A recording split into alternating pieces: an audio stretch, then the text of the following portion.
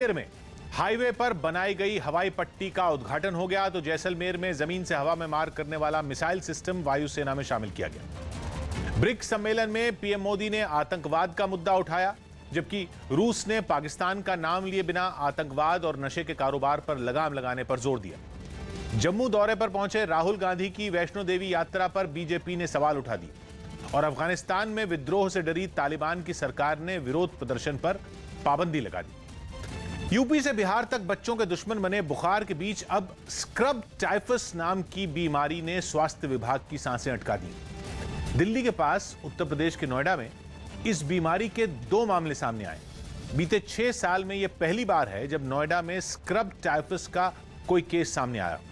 मतलब यह कि अब स्क्रब टाइफस नाम की यह नई बला आ टपकी है, जबकि वायरल बुखार ने तो पहले ही बच्चों का शरीर तोड़ रखा। यही वजह रही कि नोएडा जिस गौतम बुद्ध नगर जिले में आता है, वहां के चाइल्ड पीजीआई अस्पताल में दर्जनों लोग अपने बच्चों का इलाज कराने के लिए लाइन में खड़े दिखे। यहाँ पर तस्वीरों के जरिए हम आपको दिखाना चाहेंगे कि यहाँ पर ज्यादातर जो पेरेंट्स है वो अपने बच्चों को लेकर यहाँ पर पहुंचे हुए हैं। हर बच्चे को एक ही दिक्कत, सर्दी, खांसी और बुखार। सर्दी खांसी बुखार हो रही है। परेशान ज्यादा हो रहा है, बुखार इसको कर नहीं रहा बिल्कुल। अस्पताल की डायरेक्टर ने भी माना कि वायरल बुखार के केस कुछ ज्यादा ही सामने आ रहे हैं। पिछले 1-1.5 महीने में केसेस बढ़े हैं, खास करके पिछले 15-20 दिन में काफी केसेस आ रहे हैं। 50 to 60% केसेस जो हैं वो फीवर के हैं एक्चुअली। उत्तर प्रदेश में बुखार के कहर की खबरें सबसे पहले फिरोजाबाद से सामने आई थी, इसलिए हालात की साफ साफ तस्वीर जानने के लिए न्यूज़ 18 की टीम फिरोजाबाद के जिला अस्पताल पहुंची। वहां पता चला कि हालात इतने खराब हैं कि डॉक्टरों की एक टीम लखनऊ से भी वहां पहुंची हुई है, क्योंकि बीमार बच्चों की तादाद कम होने का नाम ही नहीं ले रही। जिला अस्पताल में बच्चे बुखार से बेदम दिखे और उनके माता पिता टेस्ट रिपोर्ट लेने के लिए लंबी कतार में खड़े नजर आए। बुखार चढ़ो है, 3 दिन है बुखार ना उतर रहा। लेकिन इसके बाद तो ऐसी तस्वीर देखने को मिली जिसे देखकर कलेजा ही मुंह को आ गया। वहाँ एक महिला अपने जवान बेटे की मौत के बाद अपना आपा खो बैठी। वो अपने बेटे के शव के पास स्ट्रेचर पर सिर पटक पटक कर रोने लगी।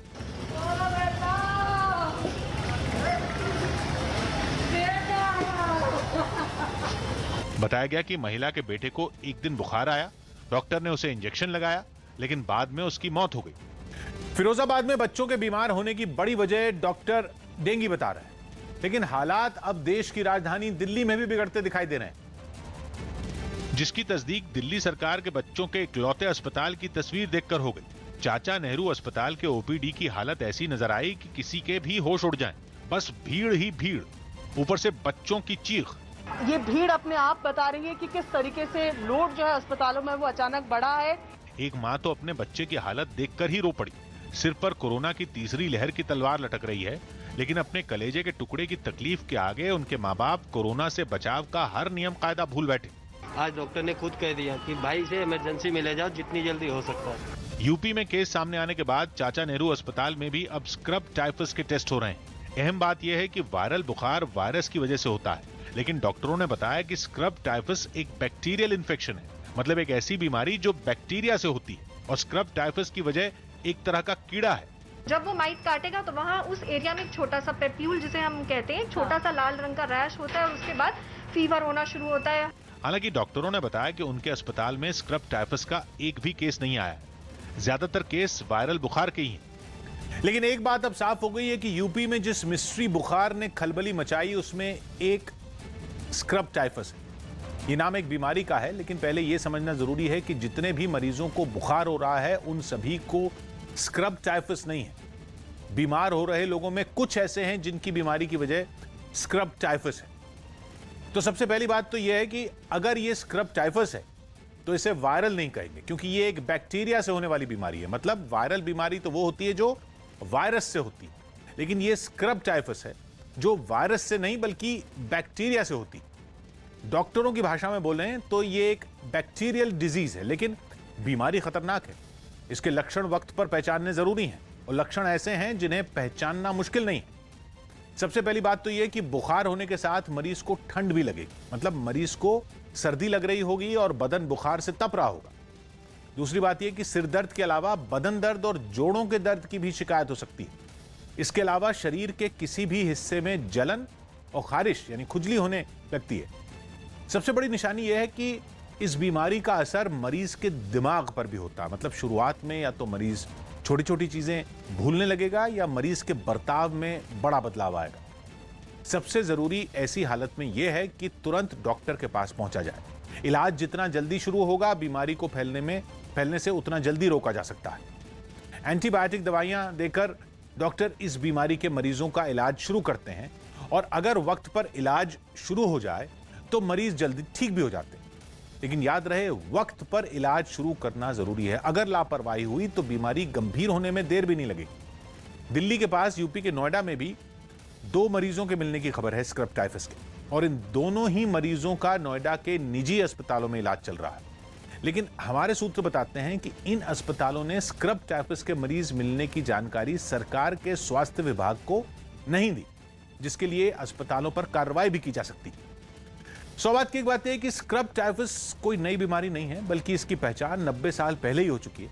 लेकिन दिक्कत यह है कि इस बीमारी के ज्यादातर लक्षण वायरल बुखार, डेंगू जिसे डेंगू कहते हैं, एंसेफेलाइटिस जैसी बीमारियों से मिलते जुलते हैं। और इन दिनों स्क्रब टाइफस के साथ वायरल डेंगू और एंसेफेलाइटिस का मौसम भी चल रहा है, जिसकी वजह से बीमारियों में अंतर समझ पाना मुश्किल है। इसलिए तुक्का लगाकर इलाज कराने के बजाय जांच करा लेने में ही समझदारी। पाकिस्तान सीमा से महज 40 किलोमीटर की दूरी पर राजस्थान के बाड़मेर में हाईवे पर बनाई गई हवाई पट्टी का उद्घाटन हो गया। इसके लिए रक्षा मंत्री राजनाथ सिंह और सड़क और परिवहन मंत्री नितिन गडकरी वहां पहुंचे। उद्घाटन से एक दिन पहले इस हवाई पट्टी पर कई लड़ाकू विमानों ने ट्रायल किया, जिसके अगले दिन दोनों मंत्रियों सीडीएस बिपिन रावत और एयर चीफ आरकेएस भदौरिया की मौजूदगी में हाईवे पर बनी इस हवाई पट्टी का उद्घाटन किया गया। इससे पहले वो लोग खुद एक विमान से वहां पहुंचे, जिसने उसी हाईवे पर लैंड किया। हाईवे के 4 किलोमीटर के हिस्से पर बनाई गई इस हवाई पट्टी को देश की सुरक्षा के लिहाज से भी काफी अहम माना जा रहा है। दुश्मन को, किसी भी देश को जंग में अगर घुटने पे लाना है तो उनकी एयरफोर्स को सबसे पहले टारगेट करना होता है, और ऐसे में सबसे पहले टारगेट किया जाता है रनवे को। एक एक कर सुखोई और जगुआर जैसे लड़ाकू विमान इस हवाई पट्टी पर उतरे और फिर वहीं से दोबारा उड़ान भी भरी। सुखोई जो है इस एयर स्ट्रिप पे लैंड कर चुका है। ये सबसे महत्वपूर्ण ड्रिल है। इस मौके पर रक्षा मंत्री राजनाथ सिंह ने लोगों को ये विश्वास दिलाया कि ऐसी कोशिशों की वजह से हम दुश्मन को मुंह तोड़ जवाब देने के लिए हमेशा तैयार हैं। भारत अपनी एकता, संप्रभुता और अखंडता की रक्षा के लिए सदैव तैयार है। बताया गया कि इस हवाई पट्टी को हाईवे का रखरखाव करने वाली संस्था NHAI और एयरफोर्स ने मिलकर तैयार किया है। सौभाग्य की बात है कि हाईवे या एक्सप्रेसवे पर लड़ाकू जहाजों की इमरजेंसी लैंडिंग का प्रयोग दूसरे विश्व युद्ध के दौरान शुरू हुआ था, और भारत में 6 साल पहले दिल्ली से आगरा को जोड़ने वाले यमुना एक्सप्रेसवे पर पहली बार लड़ाकू विमानों की लैंडिंग हुई थी, जिसके बाद आगरा लखनऊ एक्सप्रेसवे पर भी ऐसा ही एक रनवे बनाया गया। लेकिन नेशनल हाईवे पर लड़ाकू और माल ढोने वाले विमानों की लैंडिंग पहली बार हुई। अफगानिस्तान की राजधानी काबुल में एक बार फिर सैकड़ों लोगों ने तालिबान की सरकार के खिलाफ आवाज बुलंद की। इस बार काबुल में तालिबान की सत्ता को चुनौती देने का जिम्मा कुछ महिलाओं ने उठाया, जिनकी अगुवाई में सैकड़ों लोग काबुल की सड़कों पर उतरे। कुछ ही दूरी पर तालिबान के हथियारबंद आतंकियों ने प्रदर्शनकारियों को रोक लिया और उन्हें गोलियों से मारने की धमकी दी। प्रदर्शन की अगुवाई कर रही महिलाएं भी बंदूकों के आगे डट गईं। उन्होंने तालिबान को चुनौती दी कि वो महिलाओं के सिर पर गोली मारें, नहीं तो उन्हें आगे जाने दें।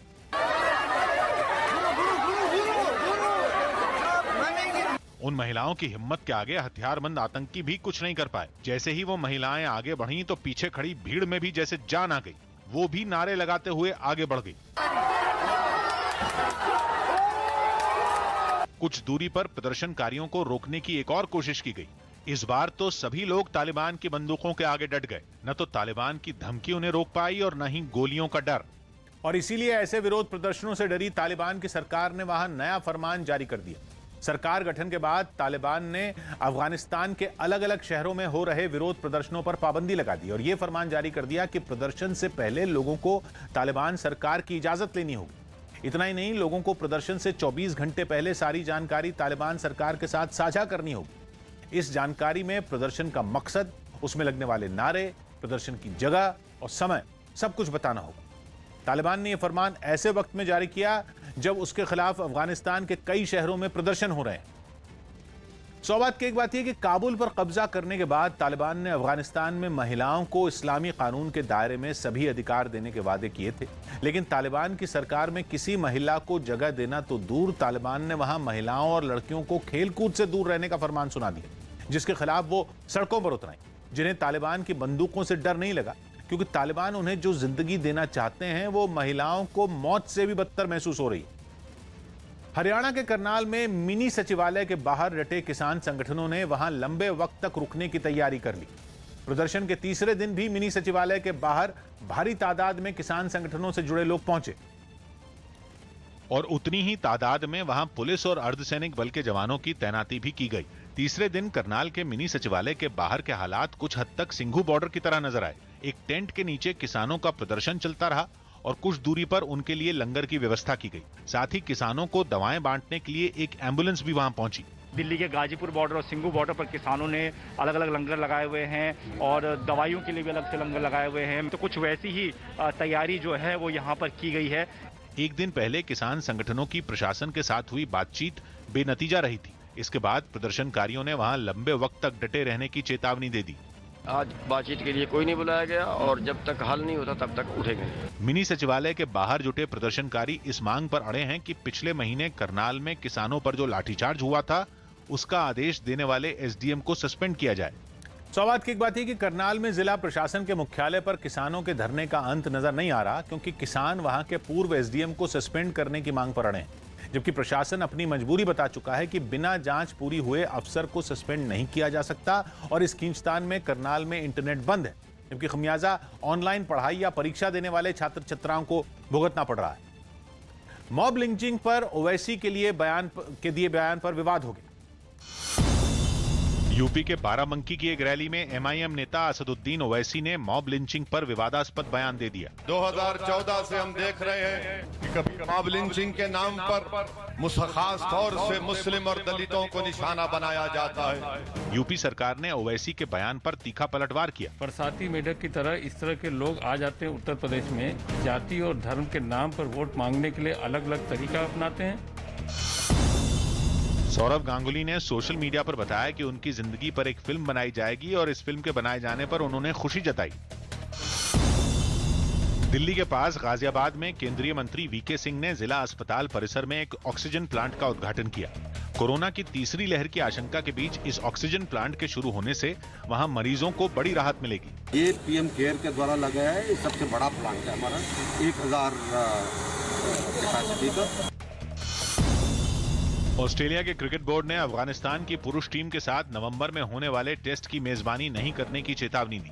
उसने साफ किया कि अगर अफगानिस्तान की महिलाओं के क्रिकेट खेलने पर पाबंदी लगाई जाएगी तो वो ये कड़ा फैसला ले सकता है। कुछ दिन पहले अफगान मीडिया के हवाले से यह खबर आई थी कि तालिबान ने सत्ता में आने के बाद महिला क्रिकेट पर भी पाबंदी लगा दी है। चुनाव आयोग ने राज्यसभा की 6 सीटों पर उपचुनाव का ऐलान कर दिया। ये उपचुनाव पश्चिम बंगाल, तमिलनाडु, असम, मध्य प्रदेश और महाराष्ट्र में खाली हुई सीटों पर होंगे। इनके अलावा पुदुचेरी की एक सीट के लिए भी इसी दिन चुनाव होगा।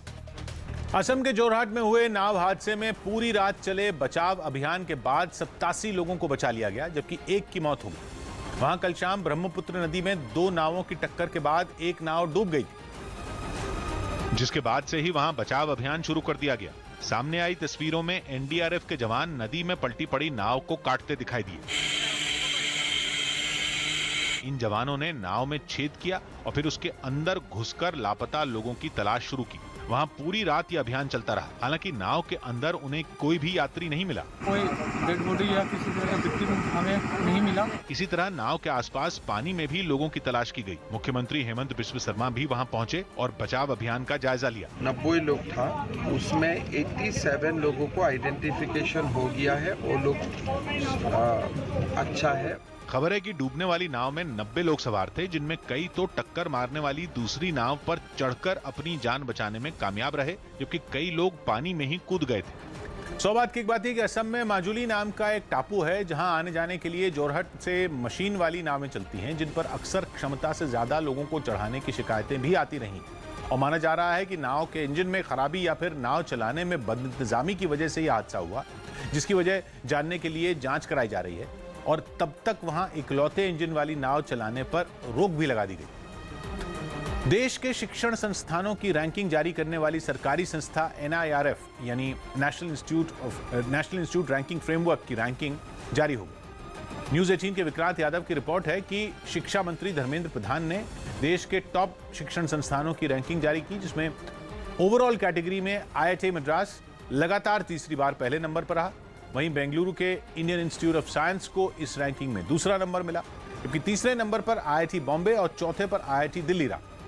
विश्वविद्यालयों की रैंकिंग में बेंगलुरु का इंडियन इंस्टीट्यूट ऑफ साइंस पहले नंबर पर रहा, जबकि JNU दूसरे और बनारस हिंदू विश्वविद्यालय तीसरे नंबर पर रहा। यमन के मारिब में हुती विद्रोहियों और सेना के बीच जंग एक बार फिर तेज हो गई, जिसमें दोनों तरफ के करीब 80 लोगों के मरने की खबर है। मारिब यमन का एक अहम शहर है, जिस पर कब्जे के लिए ईरान के समर्थन वाले विद्रोहियों ने जोरदार हमला किया, जिसके बाद वहां लड़ाई और तेज हो गई। हमले के जवाब में सऊदी अरब के समर्थन वाली सेना ने भी जबरदस्त पलटवार किया। वहां से जंग की जो तस्वीरें सामने आईं, उनमें सेना के जवान हुती विद्रोहियों पर तोपों से बमबारी करते नजर आए। उस रेतीले और वीरान इलाके में इतनी गोलियां और बम दागे गए कि पूरा इलाका दहल उठा। यमन की सेना के जवान विद्रोहियों से लोहा लेने के लिए पूरे एक्शन में नजर आए। हमले के बाद हुती विद्रोहियों के ठिकानों से धुएं और धूल का गुबार उठता नजर आया।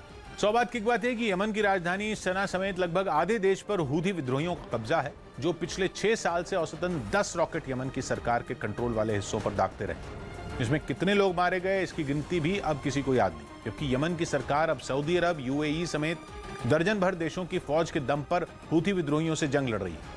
लेकिन इस जंग को का भी कोई अंत नजर नहीं आ रहा। महाराष्ट्र के पुणे से चौंकाने वाली कुछ तस्वीरें सामने आई। वहां एक लकड़बग्घे ने 2 लोगों पर हमला कर दिया। बताया गया कि जिस वक्त उस लकड़बग्घे ने उन लोगों को अपने निशाने पर लिया, वो खुद जख्मी था और झाड़ियों के बीच छिपा बैठा था। इस हमले की जो तस्वीरें सामने आई, उनमें एक बुजुर्ग अपने कुत्ते के साथ रास्ते से गुजरते दिखे। तभी झाड़ियों के बीच से निकलकर वो लकड़बग्घा उन पर झपट पड़ा।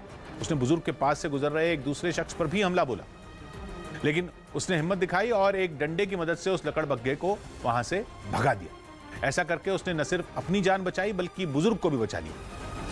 बताया गया कि इस हमले में बुजुर्ग घायल हो गए। हरियाणा में गन्ने का समर्थन मूल्य बढ़ाया गया। हरियाणा सरकार ने राज्य के गन्ना किसानों को तोहफा दिया और राज्य में गन्ने का समर्थन मूल्य 12 रुपए प्रति क्विंटल बढ़ा दिया। इसके बाद वहां गन्ने का दाम 362 रुपए प्रति क्विंटल हो गया। हरियाणा का जो पिछले साल गन्ने का 350 रुपए रेट था और पंजाब ने 360 रुपए कर दिया है, इलेक्शन ईयर होने की वजह से हम 362 रुपए इसको डिक्लेयर करते हैं। कांग्रेस महासचिव प्रियंका गांधी 2 दिनों के यूपी दौरे पर लखनऊ पहुंच गईं। वो अगले साल राज्य में होने वाले विधानसभा चुनाव की तैयारियों पर वहां पार्टी नेताओं के साथ बैठक करेंगी। यूपी के जौनपुर में एक मुठभेड़ के दौरान पुलिस ने 1 लाख के इनामी बदमाश को मार गिराया। हालांकि उसका एक साथी फरार होने में कामयाब रहा। हिमाचल प्रदेश के मुख्यमंत्री जयराम ठाकुर और विधानसभा स्पीकर विपिन सिंह परमार ने दिल्ली में राष्ट्रपति रामनाथ कोविंद से मुलाकात की। इस दौरान मुख्यमंत्री ने राष्ट्रपति को हिमाचल आने का न्योता दिया। राष्ट्रपति 16 सितंबर से 5 दिनों के हिमाचल प्रदेश के दौरे पर रहेंगे। मेटल और IT समेत ज्यादातर सेक्टरों के शेयरों में मजबूती रही। इससे सेंसेक्स 55 अंक उछलकर 58,305 पर बंद हुआ। साथ ही निफ्टी 16 अंक चढ़कर 17,369 पर पहुंच गया। महाराष्ट्र के औरंगाबाद में लगातार पानी बरसने की वजह से किसानों के सामने इतनी मुश्किलें खड़ी हो गईं कि उनका जीना मुहाल हो गया। वहां बारिश के बाद शिवना नदी उफान पर आ गई और पानी बढ़ते बढ़ते किसानों के खेतों तक जा पहुंचा, जिससे किसानों का भारी नुकसान हुआ। बारिश के बाद आए सैलाब में खेत डूब गए। वहां इतना पानी भर गया कि फसलें दिखनी तक बंद हो गईं। खेत तो खेत, सड़कों का भी नामो निशान मिट गया। वहां पानी भी इतना भर गया कि एक जगह से दूसरी जगह जाने के लिए कई बार सोचना पड़े। रोड अच्छा होना चाहिए, पुल गिरने वाला है। वहां से जो तस्वीरें सामने आई, उनमें इन हालात में लोग धीरे धीरे ही आगे बढ़ते दिखे, जबकि कई लोग एक छोर पर खड़े रहकर पानी को पार करने की हिम्मत नहीं जुटा पाए। कुछ तो बर्बादी के इस मंजर को देखते ही रह गए। उनके पास इसके सिवा कोई दूसरा चारा नहीं बचा। सौभाग्य की एक बात है कि शिवना गोदावरी की सहायक नदी है, जो औरंगाबाद में बहती है और गुफाओं के लिए मशहूर अजंता की पहाड़ियों पर जितना पानी बरसता है, उसका ज्यादा हिस्सा शिवना नदी में ही आता, जिसकी वजह से भारी बारिश होते ही ये नदी उफान मारने लगती। अमेरिका के कैलिफोर्निया से सांसें अटका देने वाला एक वीडियो सामने आया। वहां हाईवे पर एक चलती गाड़ी में अचानक आग लग गई और उसमें सवार एक बुजुर्ग दंपति अंदर ही फंस गए। लेकिन राहत की बात यह रही कि राह चलते लोगों ने अपनी जान पर खेलकर दोनों बुजुर्गों को बचा लिया, जो कि किसी चमत्कार से कम नहीं, क्योंकि घटना का जो वीडियो सामने आया उसे देखकर तो कलेजा मुंह को आ गया। वीडियो में वो कार बुरी तरह आग के चंगुल में नजर आई। तस्वीरें देखकर साफ लगा कि उसके अंदर मौजूद जिंदगियां नहीं बचेंगी, लेकिन तभी दो आदमी किसी फरिश्ते की तरह वहां पहुंचे और कार में फंसे दोनों बुजुर्गों को बाल बाल बचा लिया। Oh my God. Oh my God, somebody's in there.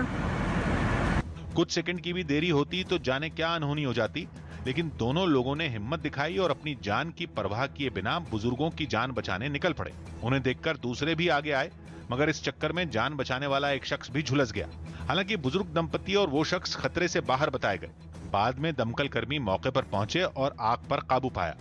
सौभाग्य की बात है कि अमेरिका में जिस एक्सप्रेसवे पर चलती कार में आग लगी वो कैलिफोर्निया और एरिजोना राज्यों के बीच है, जहां कार में फंसे बुजुर्ग और उनकी पत्नी की जान, उनकी किस्मत और कुछ राहगीरों की हिम्मत से बच गई, क्योंकि आग कार के पिछले हिस्से में लगी थी और लपटों के बीच घुसकर कार से बुजुर्ग दंपति को बाहर निकालने की हिम्मत दिखाने में कुछ सेकंड की देरी होती तो अनहोनी तय थी। उत्तर प्रदेश में अगले साल होने वाले विधानसभा चुनाव पर बीजेपी ने बड़ा प्लान किया है। न्यूज़ 18 की यतेंद्र शर्मा की रिपोर्ट है कि दशहरे के बाद पार्टी राज्य में पूरी तरह चुनावी मोड में आ जाएगी, जिसके तहत खबर है कि यूपी में प्रधानमंत्री नरेंद्र मोदी की 30 से ज्यादा रैलियां होंगी, जबकि गृह मंत्री अमित शाह और राष्ट्रीय अध्यक्ष जेपी नड्डा भी ताबड़तोड़ जनसभाएं करेंगे। बताया जा रहा है कि अमित शाह और जेपी नड्डा की यूपी में 4 दर्जन से ज्यादा रैलियां और सभाएं होंगी। गुजरात में पिछले 2 दिन से जारी भारी बारिश के बाद राज्य के कई डैम पूरी तरह भर गए। भावनगर से भी ऐसी ही तस्वीर सामने आई। वहां चितरुंजी बांध में इतना पानी जमा हो गया कि डैम के 59 गेट खोलने पड़ गए। गेट खुलते ही पानी तेज रफ्तार से निकला, मानो वहां कोई झरना फूट पड़ा। एक साथ इतना पानी बहने से वहां कुछ देर के लिए धुएं जैसा भी जमा हो गया। 59 गेट खोले जाने से नदी का जलस्तर काफी बढ़ गया, जिसके बाद आसपास के 19 गांवों को अलर्ट जारी करना पड़ा। जम्मू कश्मीर के श्रीनगर से एक चौंकाने वाला वीडियो सामने आया। वहां सौरा इलाके में एक दुकान में अचानक आग भड़क उठी और फिर उसने पूरी दुकान को अपने कब्जे में ले लिया। दुकान की पहली मंजिल में लगी आग को कई किलोमीटर दूर से देखा जा सकता था। वो चंद मिनटों में ऐसी फैली कि पूरी दुकान ही बर्बाद हो गई। आग लगने से पूरे इलाके में काला धुआं छा गया। बाजार में मौजूद इस दुकान को जलता देख वहां भीड़ इकट्ठा हो गई, जिसके बाद जानकारी मिलते ही फौरन वहां दमकल विभाग की गाड़ी भी पहुंच गई। एनसीपी नेता छगन भुजबल को अदालत से राहत मिल गई। महाराष्ट्र के मंत्री छगन भुजबल को मुंबई की सेशंस कोर्ट ने बड़ी राहत दी। अदालत ने भुजबल और उनके भतीजे को महाराष्ट्र सदन घोटाले के आरोपों से बरी कर दिया। इससे पहले छगन भुजबल पर आरोप लगाया गया था कि उन्होंने 2005-2006 में एक कंपनी को नीलामी प्रक्रिया में शामिल हुए बिना ही टेंडर दे दिया था। इस कंपनी ने दिल्ली में महाराष्ट्र सदन का निर्माण किया था। सत्य परेशान होता है, पराजित नहीं। कंगना रनौत को जावेद अख्तर के मानहानि केस में बॉम्बे हाई कोर्ट से झटका लगा। कंगना ने अपने खिलाफ शुरू की गई मानहानि की कार्रवाई को रद्द करने की मांग की थी, लेकिन कोर्ट ने इस याचिका को खारिज कर दिया। दिल्ली के मुंडका इलाके में एक महिला की हत्या के आरोप में उसके बेटे को गिरफ्तार कर लिया गया। पुलिस ने बताया कि आरोपी का शराब पीने की वजह से अपनी मां से झगड़ा हुआ था। इसी के बाद उसने 1 सितंबर को अपनी ही मां की गोली मारकर हत्या कर दी थी। यूपी के सीएम योगी आदित्यनाथ ने अलीगढ़ में बनने वाली राजा महेंद्र प्रताप यूनिवर्सिटी का मॉडल रद्द कर दिया और इस मामले में इंजीनियरों को तलब किया। मुख्यमंत्री ने इंजीनियरों को विश्वविद्यालय का मॉडल राजा महेंद्र प्रताप के रुतबे के हिसाब से ऐतिहासिक और वैभवशाली बनाने का निर्देश दिया। 14 सितंबर को प्रधानमंत्री मोदी इस यूनिवर्सिटी की आधारशिला रखेंगे। मुंबई में गणेश उत्सव के दौरान धारा 144 लगा दी गई। इस दौरान एक जगह पर 5 से ज्यादा लोग जमा नहीं हो सकेंगे। इसके अलावा वहां विसर्जन के दौरान शोभा यात्रा निकालने पर भी रोक रहेगी। दिल्ली के मोती नगर में एक मकान की 3री मंजिल पर नेशनल कॉन्फ्रेंस के नेता त्रिलोचन सिंह वजीर का शव मिलने से सनसनी फैल गई। बताया गया कि मौके पर पहुंची पुलिस को त्रिलोचन सिंह का शव बेहद खराब हालत में मिला। कनाडा जाने वाले थे। 1 सितंबर को बताया जा रहा है कि वो दिल्ली आए थे और यहाँ पर कुछ युवकों के साथ यहाँ पर रहे थे। मकान के चप्पे चप्पे की छानबीन के बाद आगे की जांच के लिए वहां एफएसएल की टीम को बुलाया गया। पुलिस अधिकारी भी वहां पहुंचे। डेथ अभी क्लैरिटी नहीं है because it is a decomposed body. Postmortem में क्लैरिटी है। कई पहलुओं को ध्यान में रखते हुए पुलिस त्रिलोचन सिंह वजीर की मौत के केस को सुलझाने में जुट गई। दिल्ली के पास यूपी के नोएडा से चौंकाने वाला एक वीडियो सामने आया। वहां सेक्टर 100 में मौजूद एक हाउसिंग सोसाइटी के कुछ सिक्योरिटी गार्ड पर एक फ्लैट मालिक से मारपीट का आरोप लगा। बताया गया कि सुरेश कुमार नाम के शख्स ने अपने फ्लैट में काम करवाने के लिए चाबी सोसाइटी के गार्ड को दी थी, लेकिन आरोप है कि मरम्मत का काम करने आए शख्स को इन लोगों ने चाबी नहीं दी, जिस पर कहासुनी के बाद नौबत मारपीट तक पहुंच गई और इन सभी ने फ्लैट के मालिक पर डंडों से हमला कर दिया। अचानक हुए इस हमले से वो संभल नहीं पाए और करीब 10-12 सिक्योरिटी गार्ड सुरेश कुमार और उनके साथी को घेरकर बुरी तरह पीटते दिखे। इन लोगों ने अपने आप को बचाने की बहुत कोशिश की, लेकिन हमलावरों के आगे उनकी एक नहीं चली। वो लोग चिल्लाते रहे, चीखते रहे, मगर आरोपियों ने मारपीट बंद नहीं की। इस दौरान वहां आसपास कुछ लोग भी नजर आए, जिनमें एक को मारपीट बंद करने के लिए कहते हुए सुना गया, बस करो, बस करो। मारपीट की वजह से फ्लैट मालिक के सिर में गंभीर चोट लग गई और वो वहां रखी एक बेंच पर बैठ गए। इसके बाद कुछ लोगों ने पुलिस को फोन कर घटना की जानकारी दी। इसमें जितने लोग प्रत्यक्ष और परोक्ष रूप से इन्वॉल्व हैं, सबके खिलाफ कार्रवाई की जाएगी। मौके पर पहुंची पुलिस ने मारपीट के आरोप में 8 आरोपियों को गिरफ्तार कर लिया और झगड़े के वीडियो को भी अपने कब्जे में लेकर जांच शुरू कर दी। सौभाग्य की बात है कि नोएडा की इस हाउसिंग सोसाइटी में जिस आदमी के साथ सिक्योरिटी गार्ड ने मारपीट की, उनका आरोप है कि सिक्योरिटी गार्ड ने उनके फ्लैट की चाबी उनको भी देने से मना कर दिया, जिस पर कहासुनी हुई और गुस्से में फ्लैट के मालिक ने सिक्योरिटी गार्ड को थप्पड़ मार दिया, जिसका बदला लेने के लिए 15-20 गार्ड लाठी लेकर टूट पड़े, जिनमें कुछ को पुलिस ने हिरासत में लिया है। जबकि एफआईआर में हाउसिंग सोसाइटी के अपार्टमेंट ओनर्स एसोसिएशन के अध्यक्ष और सचिव पर सिक्योरिटी गार्ड को उकसाने का आरोप, जिसकी जांच पुलिस कर रही है। ब्रिटिश पेट्रोलियम और रिलायंस इंडस्ट्रीज लिमिटेड की कंपनी जियोबीपी ने एक बड़ा ऐलान किया। जियोबीपी देश भर में इलेक्ट्रिक गाड़ियों की चार्जिंग का एक बड़ा नेटवर्क तैयार करेगी, जिसके लिए ब्लू स्मार्ट नाम की कंपनी से करार किया गया। ब्लू स्मार्ट चार्जिंग स्टेशन लगाने वाली देश की सबसे बड़ी company. World electric vehicles day के मौके पर दोनों कंपनियों की तरफ से यह ऐलान किया गया और बताया गया कि देश के सभी शहरों में सबसे आधुनिक तकनीक से चार्जिंग स्टेशन लगाए जाएंगे। ये ऐसे स्टेशन होंगे जिनमें एक साथ 30 गाड़ियों की चार्जिंग की सुविधा हो। प्रोजेक्ट के पहले चरण में दिल्ली समेत पूरे एनसीआर में इस तरह के चार्जिंग स्टेशन लगाए जाएंगे। ब्लू स्मार्ट पहले से इलेक्ट्रिक गाड़ियों की प्राइवेट कैब सर्विस भी चला रही और कंपनी के पास इलेक्ट्रिक गाड़ियों का देश का सबसे बड़ा बेड़ा बताया जा रहा। यरूशलेम में इजरायल के सुरक्षा बल और फिलिस्तीन के प्रदर्शनकारियों के बीच एक बार फिर हिंसक झड़प हो गई। ये लोग वहां कुछ दिन पहले जेल से भागे फिलिस्तीनी कैदियों के समर्थन में इकट्ठा हुए थे, लेकिन इजरायल के सुरक्षा बल ने उन्हें खदेड़ना शुरू कर दिया। प्रदर्शनकारियों पर आंसू गैस के साथ आवाज करने वाले गोले भी दागे गए।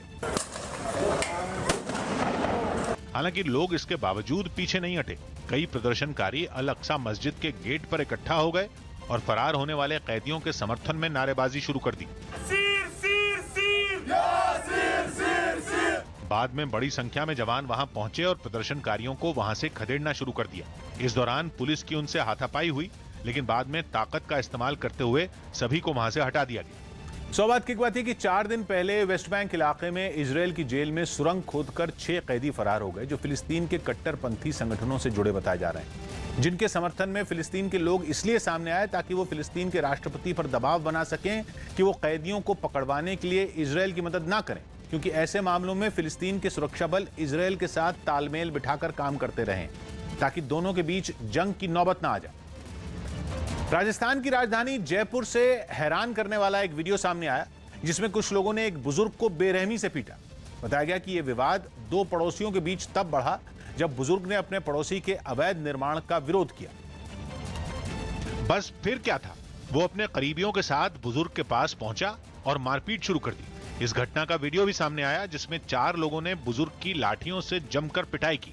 इतने के बाद भी वो बुजुर्ग खुद को लगातार बचाने की कोशिश करते दिखे, लेकिन कोई लाठी से उन पर वार करता नजर आया तो किसी ने उन्हें लात मारी। उन्होंने उन्हें जमीन पर घसीट दिया और मारपीट जारी रखी।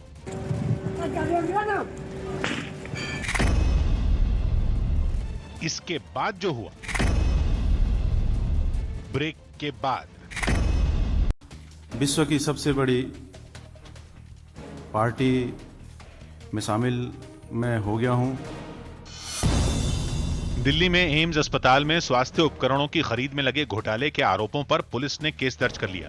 एम्स अस्पताल का आरोप है कि इस 5 करोड़ की धोखाधड़ी में 2 लोगों की भूमिका संदिग्ध है। दिल्ली पुलिस ने टेलीकॉम कंपनी एयरसेल से धोखाधड़ी के एक आरोपी को गिरफ्तार कर लिया। आरोप है कि इसने 10 साल पहले एक एक्सपोर्ट कंपनी के नाम पर 10 सिम कार्ड लिए और फिर इनसे रोमिंग पर इंटरनेशनल कॉल की, लेकिन पैसे नहीं चुकाए। इससे एयरसेल को करीब 1.25 करोड़ रुपए का नुकसान। यूपी में 50 साल की उम्र पार कर चुके कई पुलिस वालों को समय से पहले रिटायर करने की प्रक्रिया शुरू कर दी गई। इसके लिए एसएसपी और पुलिस कमिश्नर को पत्र लिखकर जिलों में स्क्रीनिंग कमेटी बनाने के निर्देश दिए गए। चर्चा है कि इसमें वो पुलिस वाले हटाए जाएंगे जो भ्रष्टाचार और अनुशासनहीनता समेत कई आरोपों में घिरे हुए हैं। राजस्थान में रेमडेसिविर दवा की खरीद पर सियासत गर्मा गई। बताया गया कि राजस्थान सरकार ने करीब 18 करोड़ रुपए की कीमत के 4.5 लाख इंजेक्शन खरीदने का ऑर्डर दिया है, लेकिन बीजेपी ने इनकी कीमत और खरीदने की टाइमिंग पर सवाल उठाते हुए सरकार को घेरना शुरू कर दिया। पंजाब सरकार को राजस्थान सरकार ने 20,000 रेमडेसिविर भेजने का काम किया और जब यहाँ त्राहिमाम मचा तब सरकार ने कोई माकूल व्यवस्था नहीं की। मामला गरमाने के बाद सरकार की तरफ से जांच करने और दोषियों पर कार्रवाई करने का भरोसा दिया गया। तथ्यात्मक वेरपास देने के लिए कहा है, किसी भी तरह से कोई गड़बड़ नहीं होनी चाहिए, इसको इंश्योर किया जाना चाहिए। यूपी के सीतापुर में बीजेपी विधायक शशांक त्रिवेदी का एक वीडियो सोशल मीडिया पर वायरल हो गया, जिसमें उन पर एसडीएम के साथ बदसलूकी करने और उन्हें अपशब्द कहने का आरोप लगा। एसडीएम की इतनी दिमाग खराब हो गए कि ये गरीबों का घर गिराएंगे। दिल्ली के पास गाजियाबाद में पुलिस ने लोन दिलाने के नाम पर धोखाधड़ी करने वाले 3 आरोपियों को गिरफ्तार कर लिया। नेशनल कॉन्फ्रेंस के अध्यक्ष और जम्मू कश्मीर के पूर्व मुख्यमंत्री फारूक अब्दुल्ला के तालिबान पर दिए बयान पर बीजेपी भड़क गई। एक दिन पहले ही तालिबान ने अफगानिस्तान में अपनी सरकार का ऐलान किया था, जिसके अगले ही दिन फारूक अब्दुल्ला ने उम्मीद जता दी कि तालिबान अफगानिस्तान में अच्छा शासन चलाएंगे। उम्मीद करूंगा कि वो इंसाफ हर एक से करेंगे और एक अच्छी हुकूमत चलाएंगे, इस्लामी उसूल पे चलाएंगे। महबूबा मुफ्ती की बातें भी कुछ ऐसी ही थी। उन्होंने तालिबान को असल शरिया कानून लागू करने और औरतों के साथ नाइंसाफी न करने की सलाह तो दी, लेकिन साथ ही ये भी बोल पड़ी कि ऐसा करके वो दुनिया के सामने मिसाल बन जाएंगे। शरिया जो कहता है असली, ये नहीं जो वो कहते हैं, जो हमारे कुरान शरीफ में है जिसमें औरतों के हुकूक है, तो अगर वो वाकई उस पर अमल करना चाहते हैं तो मुझे लगता है वो दुनिया के लिए एक मिसाल बन सकते हैं। भारत सरकार पहले ही ये साफ कर चुकी है कि अफगानिस्तान के मौजूदा सियासी हालात पर वो वेट एंड वॉच की नीति अपना रही है। ऐसे में बीजेपी ने तालिबान से उम्मीद रखने वालों को खरी खरी सुनाने में देर नहीं की। कि सपनों की दुनिया है, वो एक रिलीजन के नाम पर सरकार चलाना चाहते हैं, तो क्या बाकी लोगों को वहां से निकलने की बात करते हैं? राष्ट्रीय सुरक्षा सलाहकार अजीत डोभाल ने रूस की सुरक्षा परिषद के सचिव निकोलाई पत्रुशेव से मुलाकात की। इस मुलाकात के दौरान आतंकवाद और अफगानिस्तान संकट समेत कई मुद्दों पर बात हुई। खेल मंत्रालय ने इस साल के राष्ट्रीय खेल पुरस्कारों के लिए चयन समिति का ऐलान कर दिया। इसमें पूर्व क्रिकेटर वेंकटेश प्रसाद और अंजुम चोपड़ा के अलावा पूर्व निशानेबाज अंजलि भागवत, पूर्व मुक्केबाज एल सरिता और पैरा एथलीट देवेंद्र झाझरिया शामिल होंगे। साथ ही इस समिति का अध्यक्ष सुप्रीम कोर्ट के रिटायर्ड जज मुकुंदकम शर्मा को बनाया गया। दिल्ली पुलिस कमिश्नर राकेश अस्थाना की नियुक्ति के खिलाफ दाखिल एक याचिका पर हाई कोर्ट में सुनवाई हुई, जिसमें अदालत ने जवाब देने के लिए केंद्र सरकार को समय दे दिया। अब इस मामले की सुनवाई 16 सितंबर को होगी। इससे पहले इस याचिका में राकेश अस्थाना की नियुक्ति को गैर कानूनी बताया गया था। साथ ही इसमें दलील दी गई कि उनकी नियुक्ति रिटायरमेंट से सिर्फ 4 दिन पहले हुई, जबकि नियम यह है कि इस पद पर रिटायरमेंट से 6 महीने पहले नियुक्ति होनी चाहिए। आंध्र प्रदेश हाईकोर्ट ने सार्वजनिक जगहों पर गणेश चतुर्थी कार्यक्रम के आयोजन की मंजूरी नहीं दी। हालांकि इस दौरान निजी जगहों पर एक समय में 5 लोग गणेश उत्सव मना सकेंगे। वायुसेना के लिए C-295 MW ट्रांसपोर्ट एयरक्राफ्ट खरीदे जाएंगे। सुरक्षा मामलों पर बनी कैबिनेट की समिति ने ऐसे 56 विमान खरीदने को मंजूरी दे दी। यूपी के आगरा में गणपति के साथ पीएम की मूर्तियां भी गणेश उत्सव से पहले बाजार में उतारी गईं। कहा जा रहा है इन मूर्तियों की वहां काफी मांग है। इस बार खास बात यह है कि इको फ्रेंडली मूर्तियों का बाजार में जबरदस्त क्रेज है। महाराष्ट्र सरकार ने राज्य के गणेश मंडपों पर लोगों के जुटने पर रोक लगा दी। हालांकि लोग गणेश उत्सव के दौरान ऑनलाइन दर्शन कर सकेंगे। पश्चिम बंगाल में होने वाले विधानसभा उपचुनाव के लिए सीएम ममता बनर्जी ने प्रचार अभियान शुरू कर दिया। ममता बनर्जी कोलकाता की भवानीपुर विधानसभा सीट से शुक्रवार को अपना नामांकन दाखिल करेंगे। वहां 30 सितंबर को उपचुनाव के लिए वोटिंग होगी और 3 अक्टूबर को नतीजे घोषित किए जाएंगे। पंजाब के सीएम अमरिंदर सिंह ने टोक्यो ओलंपिक्स में पदक जीतने वाले खिलाड़ियों को चंडीगढ़ में सम्मानित किया। इससे पहले ओलंपिक्स में गोल्ड जीतने वाले एथलीट नीरज चोपड़ा को पंजाब के खेल मंत्री गुरमीत सिंह सोढ़ी ने 2 करोड़ 51 लाख रुपए का चेक दिया। दिल्ली के भाटी माइंस इलाके में एक लड़के का जली हालत में शव बरामद हुआ। ये लड़का 3 दिन से लापता था और उसके परिवार वालों का आरोप है कि हत्या के बाद उसके शव को जलाया गया। दावा किया गया कि पटना के पास मनेर में छेड़खानी से तंग आकर कुछ लड़कियों ने स्कूल जाना बंद कर दिया। इस मामले में स्कूल प्रशासन ने पुलिस में भी शिकायत दर्ज करवाई। अब स्कूल है तो बाहरी लोग आते जाकर लड़के लोग रहते हैं, लेकिन जब तंग हो गए हम तो हम इसका शिकायत करते हैं, नजदीकी थाना में किए हैं। पाकिस्तान के खिलाफ अफगान नागरिकों ने दिल्ली में विरोध प्रदर्शन किया। वो हाथों में बैनर लेकर पाकिस्तान दूतावास के बाहर पहुंचे और पाकिस्तान के झंडे को पैर से कुचलने के बाद उसे फाड़कर अपना गुस्सा जाहिर किया। अफगानी नागरिक यहाँ इकट्ठा हुए हैं और वो विरोध कर रहे हैं कि पाकिस्तान जो है वो अफगानिस्तान के मामलों में दखल ना दे। इन प्रदर्शनकारियों ने पाकिस्तान पर आतंकियों का साथ देने का आरोप लगाया। पाकिस्तान के पास अकेला एक बिजनेस है, टूरिज्म पालना, दहशतगर्दी करना। तेजस्वी यादव के एक बयान ने संकेत दिया कि बिहार की राजनीति में वो जल्द चिराग पासवान के साथ दिख सकते हैं। असल में चिराग पासवान अपने पिता रामविलास पासवान की पहली पुण्यतिथि के कार्यक्रम में शामिल होने के लिए न्योता देने तेजस्वी यादव के घर पहुंचे थे। वहां दोनों के बीच कुछ देर बात हुई और मुलाकात के बाद मीडिया से बात करते हुए तेजस्वी ने ये बयान दिया। आगे चिराग और तेजस्वी एक साथ दिखेंगे। अरे भाई, हम तो जो कहना था वो तो हम लोगों ने कह दिया। अब जब लालू जी ने जो बात कह दी उसके बाद तो हम कोई बात कह ही नहीं सकते। हालांकि चिराग पासवान ने इस मुद्दे पर कोई साफ जवाब नहीं दिया। आज जो मुलाकात हुई है इसके राजनीतिक मायने नहीं निकाले जाने चाहिए। शिखर धवन और उनकी पत्नी आयशा ने तलाक ले लिया। दोनों ने 9 साल पहले 2012 में शादी की थी। तलाक पर आयशा ने सोशल मीडिया पर एक पोस्ट भी लिखी। दिल्ली में कोरोना खतरे के बरकरार रहने की वजह से गणेश उत्सव के दौरान सार्वजनिक कार्यक्रमों पर रोक लगा दी गई। 3 साल तक उत्तराखंड की राज्यपाल रहीं बेबी रानी मौर्य ने अपने पद से इस्तीफा दे दिया। इसके बाद उनके फिर सक्रिय राजनीति में जाने की चर्चा तेज हो गई। प्रधानमंत्री के नवंबर में अयोध्या का दौरा करने की खबरों पर सियासत शुरू हो गई। खबर है कि पीएम दिवाली के आसपास अयोध्या जाएंगे और वहां होने वाले दीपोत्सव कार्यक्रम में शामिल होंगे, जिसे लेकर यूपी सरकार के मंत्री उत्साहित दिखे। इस दीपोत्सव का अलग मजा ही होता है, क्योंकि दीपावली जो है वो जब प्रभु श्री राम का भव्य राम मंदिर का निर्माण भी चल रहा हो और देश के प्रधानमंत्री से लेकर उत्तर प्रदेश के मुख्यमंत्री और सारे लोग हों। लेकिन समाजवादी पार्टी ने पीएम के अयोध्या दौरे की चर्चा सुनकर इसका कनेक्शन उत्तर प्रदेश हो गए। राजस्थान की राजधानी जयपुर से हैरान करने वाला एक वीडियो सामने आया, जिसमें कुछ लोगों ने एक बुजुर्ग को बेरहमी से पीटा। बताया गया कि ये विवाद पड़ोसियों के बीच तब बढ़ा जब बुजुर्ग ने अपने पड़ोसी के अवैध निर्माण का विरोध किया। बस फिर क्या था, वो अपने करीबियों के साथ बुजुर्ग के पास पहुंचा और मारपीट शुरू कर दी। इस घटना का वीडियो भी सामने आया, जिसमें 4 लोगों ने बुजुर्ग की लाठियों से जमकर पिटाई की। इतने के बाद भी वो बुजुर्ग खुद को लगातार बचाने की कोशिश करते दिखे, लेकिन कोई लाठी से उन पर वार करता नजर आया तो किसी ने उन्हें लात मारी। उन्होंने उन्हें जमीन पर घसीट दिया और मारपीट जारी रखी। शोरगुल सुनकर उनका एक दूसरा पड़ोसी वहां पहुंचा और उसने आरोपियों से अपील की कि वो बुजुर्ग को छोड़ दें, लेकिन उन लोगों पर तो जैसे मारपीट का भूत सवार था। इस बीच एक आरोपी ने उनका मोबाइल उठाकर फेंक दिया और उसके बाकी साथी बुजुर्ग के साथ मारपीट करते रहे। इस वीडियो के सामने आने के बाद शिरोमणि अकाली दल के नेता मनजिंदर सिंह सिरसा ने ट्वीट के जरिए इस घटना का विरोध किया और आरोपियों पर कार्रवाई की मांग की।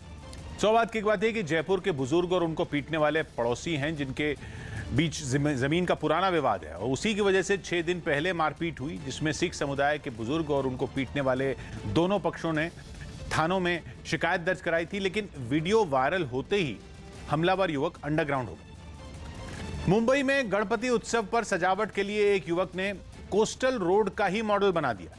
ये वही प्रोजेक्ट है जिसे बनाने में बीजेपी ने घोटाले का इल्जाम लगाते हुए एसआईटी जांच की मांग की। हालांकि मुंबई के नगर निगम बीएमसी ने इन आरोपों को बेबुनियाद बताते हुए खारिज कर दिया। लेकिन इस सियासी घमासान के बीच मुंबई के दीपक मकवाना नाम के शख्स ने गणेश चतुर्थी के लिए कोस्टल रोड का ही मॉडल तैयार कर दिया। बताया गया कि इस मॉडल को बनाने में दीपक को करीब 1 महीने का वक्त लगा। ये बनाने के लिए करीबन 15 से 20 हजार रुपए का ऑलमोस्ट खर्चा आया है अभी तक। इस मॉडल की सजावट में ठीक उसी तरह कई साइन बोर्ड भी लगाए गए, जैसे आमतौर पर सड़कों के किनारे नजर आते हैं। ट्रैफिक नियमों का पालन करने के अलावा कोरोना से बचाव के संदेश वाले साइन बोर्ड भी दीपक ने अपने मॉडल में लगाए। हालांकि कोस्टल रोड में 1000 करोड़ के घोटाले का आरोप लगने के बाद ये प्रोजेक्ट विवादों में पड़ गया। लेकिन ये प्रोजेक्ट आखिर है क्या और कैसे इसके बनने से मुंबई के लोगों की जिंदगी कुछ आसान हो जाएगी, ये समझना जरूरी है। असल में ये एक सी ब्रिज है, मतलब समुद्र पर बनने वाला पुल, और इतना लंबा सी ब्रिज जो देश में अपनी तरह का पहला और अकेला ब्रिज हो। मतलब मुंबई में समुद्र के ऊपर एक पुल बनने वाला है। अब तक आपने चौराहों के ऊपर पुल बनते देखे हैं, सड़क के ऊपर सड़क यानी एलिवेटेड रोड देखी है। असम में ब्रह्मपुत्र नदी के ऊपर भी एक पुल बनाया गया है, लेकिन पहली बार समुद्र के ऊपर एक सड़क हो, यानी अगर हाईवे से गुजरते हुए आप नीचे देखेंगे तो आपको समुद्र दिखाई देगा। ये एक 8 लेन की सड़क होगी, मतलब काफी चौड़ी होगी, जो मुंबई के एक छोर को दूसरे छोर से जोड़ देगी। एक छोर होगा मुंबई का दक्षिण हिस्सा मरीन लाइंस और दूसरा छोर होगा मुंबई का उत्तरी हिस्सा कांदिवली। कांदिवली और मरीन लाइंस में दूरी है करीब 40 किलोमीटर। और मुंबई का ट्रैफिक तो पूरे देश में मशहूर है ही। मतलब अगर अपनी कार से ये सफर तय करने निकल जाएं तो करीब 1.25 घंटे का वक्त लगता है। अगर लोकल ट्रेन में सवार हुए तो भी 2 घंटे से कम नहीं लगते। लेकिन ये कोस्टल रोड बनने के बाद ये 2 घंटे वाली दूरी तय हो जाएगी केवल 40 मिनट में। मतलब जो सफर 120 मिनट में तय होता था वो केवल 40 मिनट में तय हो जाएगा। 1/3 वक्त लगेगा। मतलब जितनी देर केवल जाने में लगती थी उतनी देर में आना और जाना दोनों हो जाएगा, और उसके बाद भी 20 मिनट बच जाएंगे। कुल लागत आने वाली है इस प्रोजेक्ट पर 12,000 करोड़ और इस कोस्टल रोड की कुल लंबाई होगी 22.2 किलोमीटर। लेकिन इसे बनाना इतना आसान नहीं है, इसलिए इसे 3 चरणों में बांटा गया है। दुनिया की सबसे आधुनिक मशीनें लगी हुई हैं, दिन रात लगी रही कोरोना संकट के दौरान भी इस प्रोजेक्ट के काम में। अभी लक्ष्य यह है कि प्रोजेक्ट का पहला चरण 2023 आधा बीतने तक खत्म कर दिया जाएगा। मतलब जून 2023 तक खत्म करने का लक्ष्य है। और यह पहला चरण है कितना? मुंबई के मरीन लाइंस के प्रिंसेस स्ट्रीट फ्लाईओवर से शुरू होगा और खत्म होगा बांद्रा वर्ली सीलिंग के वर्ली छोर तक। यह दूरी है करीब 10 किलोमीटर। इतनी सी दूरी तय करने में अभी आधे घंटे से ज्यादा वक्त लग जाता है। ऊपर से रास्ता ऐसा है कि ट्रैफिक जैम होने पर पौना घंटा भी लग सकता है। लेकिन कोस्टल रोड का यह हिस्सा पूरा होने के बाद यह 10 किलोमीटर का रास्ता 10 मिनट में तय हो जाएगा।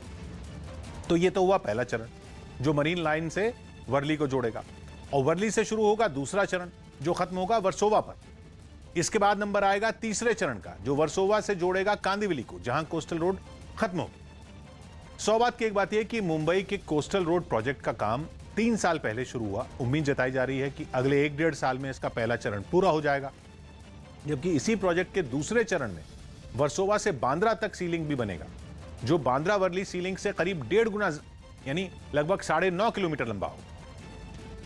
ब्रिक्स सम्मेलन में भारत ने आतंकवाद का मुद्दा उठाया। प्रधानमंत्री मोदी की अगुवाई में 13वें ब्रिक्स सम्मेलन का आयोजन हुआ। इस वर्चुअल कार्यक्रम में प्रधानमंत्री मोदी ने आतंकवाद का मुद्दा उठाया, जबकि रूस के राष्ट्रपति व्लादिमीर पुतिन ने पाकिस्तान का नाम लिए बिना आतंकवाद और नशे के कारोबार पर लगाम लगाने पर जोर दिया। हमने BRICS counter terrorism action plan भी एडॉप्ट किया है। खबर है कि मायावती अपनी पार्टी के सांसद अफजाल अंसारी और उनके भाई मुख्तार अंसारी को बीएसपी से बाहर कर सकती हैं। हाल ही में इन दोनों के बड़े भाई सिरगुतुल्ला अंसारी समाजवादी पार्टी में शामिल हो गए थे, जिसके बाद अफजाल और मुख्तार की भी एसपी से नजदीकियों की चर्चाएं तेज हो गई हैं।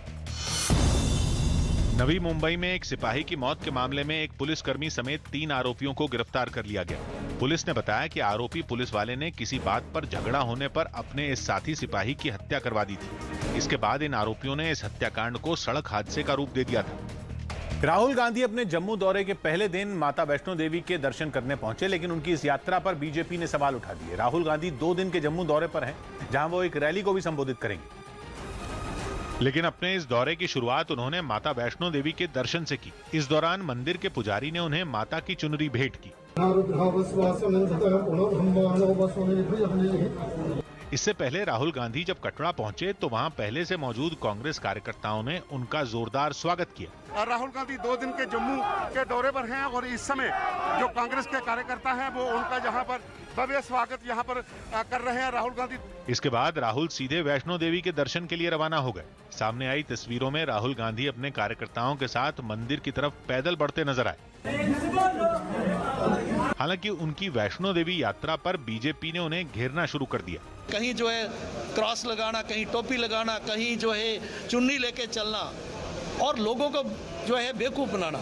राहुल ने भी पलटवार किया और आस्था को राजनीति से न जोड़ने की नसीहत दे डाली। स्टेटमेंट पे रिएक्ट नहीं करता हूँ, यहाँ कोई राजनीतिक स्टेटमेंट नहीं देना। आर्टिकल 370 हटने के बाद ये राहुल गांधी का दूसरा जम्मू कश्मीर दौरा है। सौभाग्य की बात है कि राहुल गांधी ने पिछले महीने जम्मू कश्मीर दौरे की शुरुआत खीर भवानी मंदिर जाकर की थी, जो कश्मीर घाटी में हिंदू समुदाय का प्रमुख तीर्थ है। जबकि इस बार उन्होंने वैष्णो देवी के दर्शन किए, जो जम्मू इलाके में और पूरे देश की आस्था का केंद्र, जिस पर बीजेपी के तंज को राहुल गांधी ने तो नजरअंदाज कर दिया, लेकिन कांग्रेस के नेता पलटवार करने से नहीं चुके। भारतीय वायुसेना में बराक 8 मिसाइल सिस्टम शामिल कर लिया गया। ये एक तरह का एयर डिफेंस सिस्टम है जो जमीन पर तैनात किया जाता है और हवा में मार करता है।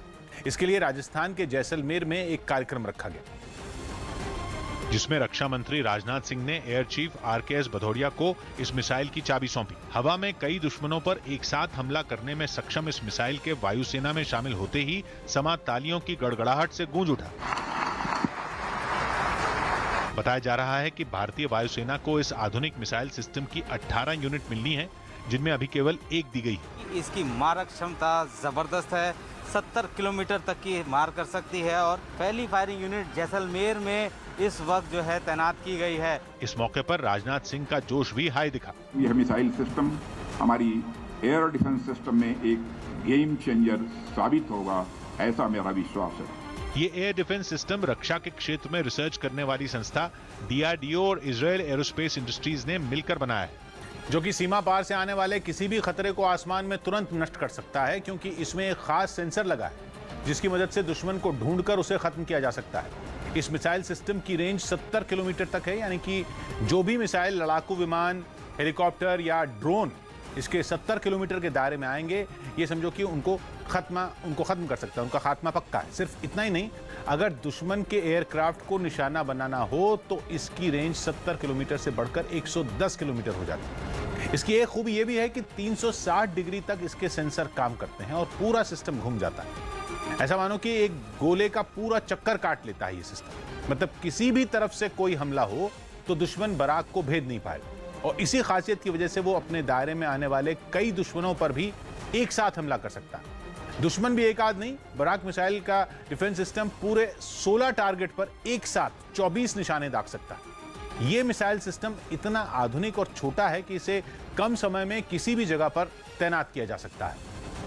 सौभाग्य की एक बात है कि भारत की वायुसेना को जो मिसाइल रक्षा कवच मिला है वो क्रूज मिसाइल से लैस है, यानी ऐसी मिसाइल जिसकी स्पीड टारगेट को हिट करने तक जस की तस बनी रहती है। और ये जो बराक 8 मिसाइल सिस्टम है उसकी रफ्तार 3600 किलोमीटर प्रति घंटा, यानी 1 सेकंड में 1 किलोमीटर से भी ज्यादा है। सीरिया के इदलिब प्रांत में हुई बमबारी में एक महिला और एक बच्चे समेत 4 लोगों की मौत हो गई। उत्तर पश्चिमी सीरिया का ये इलाका वहां विद्रोहियों का आखिरी मजबूत गढ़ है, जिस पर दोबारा कब्जा जमाने के लिए बशर अल असद की अगुवाई वाली सेना ने एक बार फिर हमले शुरू कर दिए।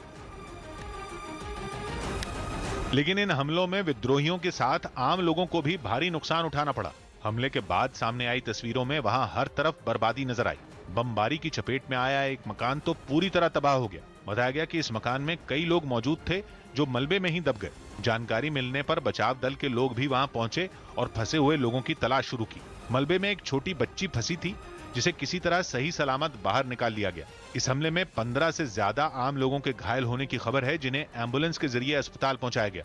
सौभाग्य की बात है कि इदलिब प्रांत सीरिया के उत्तर पश्चिम में है, जो तुर्की की सीमा पर है, और वहां विद्रोहियों का कब्जा है जिनको तुर्की ने समर्थन दे रखा है। जबकि सीरिया के राष्ट्रपति बशर अल असद को रूस का समर्थन हासिल है, जिन्होंने पिछले साल तुर्की और रूस के बीच हुए शांति समझौते को तो माना, लेकिन इदलिब पर दोबारा कब्जा करने का ऐलान भी किया, जिसके लिए अब सीरिया की सेना अपने दम पर विद्रोहियों को निपटाने में जुटी है। और दोनों के बीच लड़ाई में वहां के बेगुनाह लोग मारे जा रहे हैं। ब्रेकिंग न्यूज दे रहे हैं पंकज कपाही। पंजाब के 32 किसान संगठनों ने बीजेपी को छोड़कर राज्य की बाकी सभी पार्टियों को बातचीत करने के लिए सुबह चंडीगढ़ बुलाया है। ये बैठक संयुक्त किसान मोर्चा के बैनर तले होगी, जिसमें कांग्रेस की तरफ से नवजोत सिंह सिद्धू शामिल होंगे। इसके अलावा अकाली दल और आम आदमी पार्टी के नेताओं ने कहा है कि वो भी इस मीटिंग में शामिल होंगे। पंजाब में अगले साल विधानसभा चुनाव है। संयुक्त किसान मोर्चा का मानना है कि राजनीतिक पार्टियों के कार्यक्रमों की वजह से आंदोलन में जुट रहे किसानों की संख्या कम हो रही। ऐसे में किसान नेता इन दलों से ये मांग करेंगे कि जब तक चुनावों की तारीखों का ऐलान नहीं होता और आचार संहिता नहीं लगती, तब तक कोई भी पार्टी पंजाब में रैली या कार्यक्रम न करे। यानी आंदोलन में लोग कम होने से किसान संगठन चिंतित है। पंकज और क्या पता चल रहा है?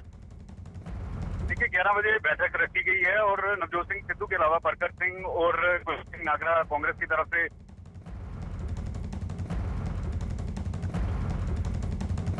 पंकज, आपकी आवाज नहीं आ रही, शायद संपर्क कट गया। तो 11 बजे की ये मीटिंग है जैसा पंकज ने बताया, और किसान संगठन ऐसा सुनने में आ रहा है या ऐसा पता चल रहा है कि ये मांग करेंगे कि जो राजनीतिक दल हैं वो अभी अपनी रैलियां वगैरह ना करें, क्योंकि वो चिंतित हो रहे हैं कि पंजाब में किसानों के आंदोलन में संख्या कम हो रही है। भोपाल गैस कांड में विधवा हुई महिलाओं की पेंशन फिर शुरू की गई। मध्य प्रदेश सरकार ने भोपाल गैस कांड में अपने पतियों को खोने वाली महिलाओं की पेंशन फिर शुरू कर दी। करीब 2 साल पहले पिछली कांग्रेस सरकार ने ये पेंशन बंद कर दी थी। शिवराज सिंह चौहान आए और उन्होंने कहा कि नहीं, हमारी गरीब कल्याणी बहनों को हम फिर से जिंदगी भर पेंशन देंगे। प्रधानमंत्री मोदी ने पैरालंपिक्स में हिस्सा लेने वाले खिलाड़ियों से दिल्ली में अपने आवास पर मुलाकात की। इस दौरान प्रधानमंत्री ने खिलाड़ियों के बीच बैठकर उनसे बात की और उनका हौसला बढ़ाया। अगले साल यूपी में होने वाले विधानसभा चुनाव से पहले हवाई सेवा में राज्य को बड़ी सौगात मिली। वहां अगले 100 दिनों में कुशीनगर एयरपोर्ट पर विमान सेवा शुरू हो जाएगी, जबकि जेवर एयरपोर्ट की आधारशिला रखी जाएगी। पहला हवाई अड्डा कुशीनगर का उत्तर प्रदेश में ये 255 करोड़ का हवाई अड्डा होगा। फिल्मों में पैसा लगाने वाले बिल्डर यूसुफ लकड़ावाला की मुंबई के जेजे अस्पताल में मौत हो गई। उन्हें ईडी ने जमीन घोटाले के मामले में गिरफ्तार किया था। हैदराबाद में ड्रोन के जरिए कोरोना वैक्सीन को अस्पतालों तक पहुंचाने का ट्रायल किया गया। मेडिसिन फ्रॉम स्काई नाम के इस प्रोजेक्ट की शुरुआत 11 सितंबर को केंद्रीय मंत्री ज्योतिरादित्य सिंधिया करेंगे। बताया गया कि देश में ऐसा पहली बार होगा जब ड्रोन के जरिए वैक्सीन पहुंचाई जाएगी, जिसका ड्राई रन हैदराबाद में हो। और बाकायदा इसका एक वीडियो भी जारी किया गया, जिसमें संस्था के सदस्यों ने बताया कि ड्रोन के जरिए वैक्सीन को कैसे टीकाकरण सेंटर तक पहुंचाया जाएगा।